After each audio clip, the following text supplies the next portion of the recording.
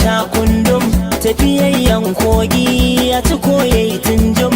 Wani sautin ganga da buga mai dumdum, mutu babu irinka in ka furta aigum. Lafiyarka ka zauna